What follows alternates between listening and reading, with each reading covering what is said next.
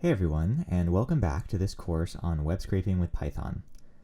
So before we go ahead and dive into scraping a real web page, we're going to cover some ethical conventions that are going to be very useful to us going forward, no matter what site we're going to be scraping.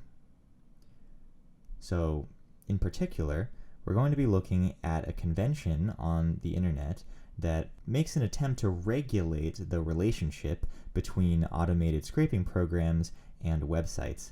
And that convention is the use of a file hosted on websites called Robots.txt that we will get to here in a second.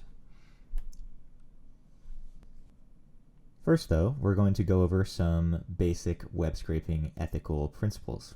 So the fundamental ethical dilemma of web scraping is the fact that we as web scrapers need to access data that is hosted and owned by other people on the internet. One of the major issues that you can come across while web scraping is the simple fact that downloading a lot of HTML pages from a site, in some cases of like industrial scale web scraping, this can really put a tremendous load on web servers who have to serve content to potentially dozens of different automated crawlers at once, and this can really choke up the bandwidth of particular sites and make things difficult for their admins. The other issue is that all data on the internet was put there by people with a particular purpose in mind, and sometimes an organization or a particular person just does not want their data to be scraped. And while running into trouble with these things is admittedly quite rare, if you scrape a site without heeding the wishes of its admin team, you're always running the risk of getting your IP address potentially blocked by a site. So the question then becomes, how do we know what exactly the owner or admin team of a site actually wants their policy on scrapers to be? Over the years, a sort of de facto convention among website hosts and admins has arisen, and that is to include a file that we call robots.txt alongside of their site files. So let's take a look at what one of these looks like. So this is an example of a robots.txt file that we're going to take a closer look at here in a second. This is a robots.txt file from Wikipedia. And so basically what the robots.txt file does is it lays out the rules for automated access to a site. And if a site has one, it's usually going to be hosted under the site's root directory, so right after the site's domain name, and it's just going to be /robots.txt. So let's go take a look at the actual robots.txt file from wikipedia.org and take a look at how to read one and try to understand what sorts of rules for scraping Wikipedia is setting out for us.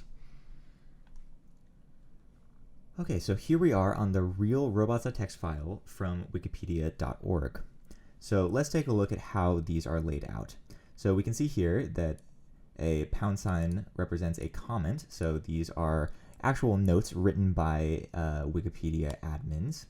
But there's also a sort of more standardized syntax for the way that these files declare what crawlers are allowed and disallowed and what files on a site they're allowed to access. So we can see here, this is kind of the basic format. So the user agent line here represents a particular known web scraping bot. So you can see here this bot called MJ12 was observed spamming large amounts of HTTPS requests and ignoring rate limits. So what the Wikipedia admin team has done here is they have said, okay, this is a misbehaved bot. We're going to say user agent MJ12 bot. We are going to disallow you from the root directory of the site. And so this basically means it is disallowed from accessing anything on the site. This just represents anything coming after the domain name is going to be disallowed. So that's going to be everything. So we can see here that these ones are actually Wikipedia-based scrapers, Wikipedia workbots that go through and catalog things on the site on behalf of Wikipedia admins. And so these ones are identified. You can see that they are not, there's no disallow field. And so this basically means that these agents are allowed to access any content on the site.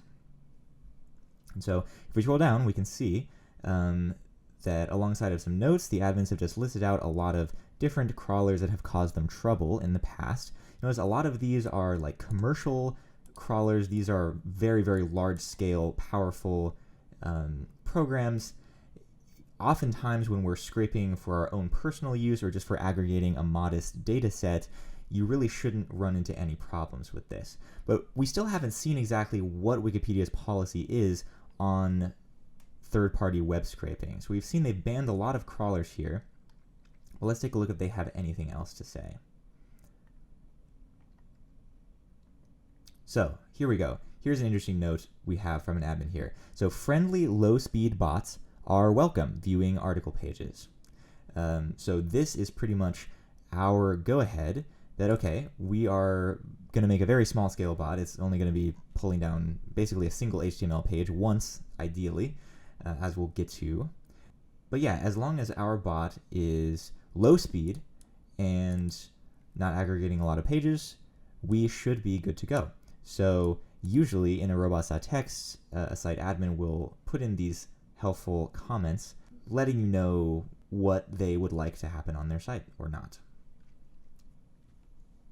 Okay, so with that, we've covered basically all we need to know about Robots.txt to be able to use it to make sure that the web scraping we're about to undertake is going to be problematic or not. And so going forward here, we are going to be practicing web scraping with a page from Wikipedia, since it's Robots.txt has given us the go-ahead, but I would urge you, when in the future you may be considering your own web scraping project, to remember to be on the lookout for what a particular site's Robots.txt has to say.